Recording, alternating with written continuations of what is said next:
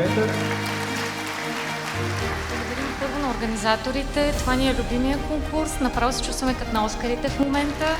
Уникално.